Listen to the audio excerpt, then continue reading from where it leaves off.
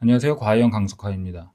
한의사들이 이번 달 들어 피부 미용에 뛰어들겠다고 아주 난리 법석을 떨고 있습니다. 지금 이렇게 된 데는 두 가지 큰 이유가 있는데, 첫 번째로는 몇 달 뒤부터 업무조정위원회를 통해서 의료인들의 업무 범위를 조정을 하게 됩니다. 근데 보건복지부는 미용에 대해서 의사 대신 간호사, 그러니까 의사의 지도하에 원래는 의사만 직접 해야 되던 시술을 간호사도 할 수 있게 어느 정도 조정을 하려는 것 같습니다.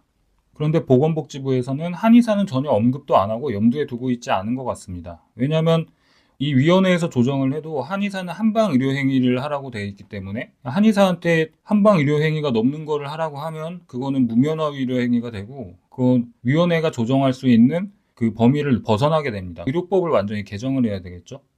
근데 간호사는 의료법상 의사의 지도하에 진료 보조를 할 수 있어서 진료 보조의 범위에 이 피부 시술을 넣으면은 그렇게 인정이 되고 뭐 큰 문제가 없어 보입니다. 그리고 두 번째 결정적 계기는 의사협회에서 미용 한의원을 하나 고발을 했는데, 이게 경찰이 무면허 의료행위가 아니라고 불송치를 했습니다. 이것 때문에 한의사들이 아주 신나가지고 날뛰고 있는 겁니다.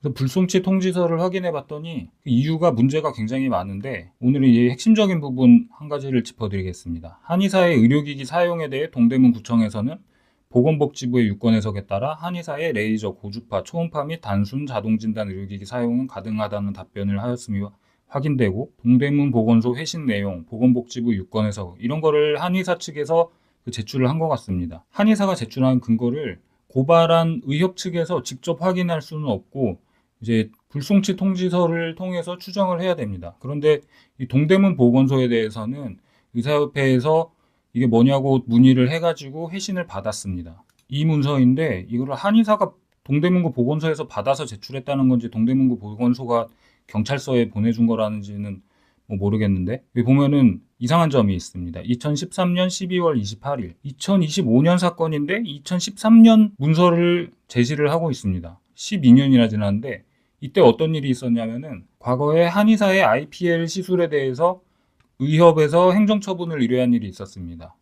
근데 2009년에 시작이 돼서 처음에는 이게 약식 기소가 됐고 1심에서 유죄 판결이 나왔습니다. 그때가 2010년입니다. 근데 2심에서 2010년인데 무죄로 뒤집혔습니다.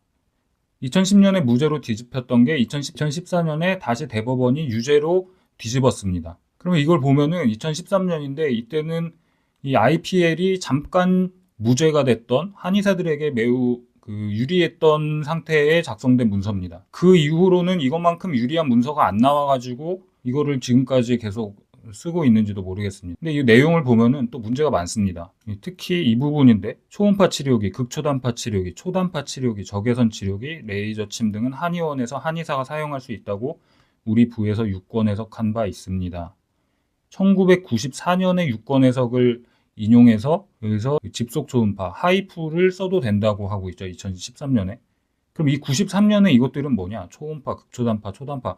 이런 거는 미용시술하는 그 열 손상을 입히는 고강도의 기기가 아니고 물리치료 기기들입니다. 한의원에서도 물리치료 하죠. 물리치료 기기들 쓸 수 있고, 레이저 침은 뭐 레이저로 지지는 게 아니고 경혈을 자극하는 저강도의 레이저입니다. 이런 거를 쓸 수 있다고, 미용기기를 쓸 수 있다고 하는 거는 정말 무식하거나 아니면 무식한 척 하는 거나 매우 석연치 않습니다. 작용 원리나 위험성이 완전히 다른 기기들이죠.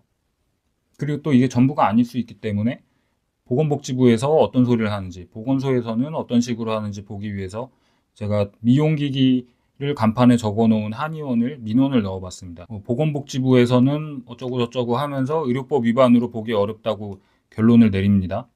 그런데 보건복지부를 인용했는데 양한방, 그리고 양의학, 보건복지부는 쓰지 않는 용어를 씁니다. 보건복지부에서는 양한방이 아니라 의한이라고 쓰거든요. 한의학 정책관조차도 그 공식 자리에서 말하는 걸 보면은 양방, 뭐 양한방 이런 말 절대 안 씁니다. 그래서 제가 이렇게 적어놓은 그 출처, 근거가 뭔지 의심스러워서 보건복지부가 공식적으로 이렇게 써주지는 않았을 거거든요. 그래서 여기 담당자한테 전화를 했는데, 처음에는 이 근거를 어디서 받았는지 말을 안 하려고 둘러대다가 마지막에는 보건복지부에 전화를 해서 문서를 받았는데, 뭐 보건복지부가 공개하지는 말라 그래서 보여줄 수가 없다. 이런 식으로 얘기를 합니다. 그래서 이게 무슨 상황인지 굉장히 의심스럽죠. 보건복지부에서 진짜 이렇게 써가지고 이 보건소에 보낸 건지 아니면은 한의사가 보낸 거를 보건소에서 그냥 믿고 보건복지부가 어쩌고저쩌고 이렇게 쓴 건지. 그래서 제가 방금 정보공개 청구로 이 문서와 입수 경위를 알려달라고 신청을 했습니다. 지금 뭐 1차로 고발이 실패하기는 했지만 그 담당 법무법인에서 그 검사 측에다가 재수사를 명령해달라고 그 노력을 하고 있고, 처음 고발할 때는 한의사가 뭘 제출할지 뭐라고 할지를 모르는 상태로 싸웠어야 됐는데, 이제 이 불송치 통지서에 뭐 자세히 적혀 있어서 한의사가 뭐라고 할지 이제 예상이 되죠.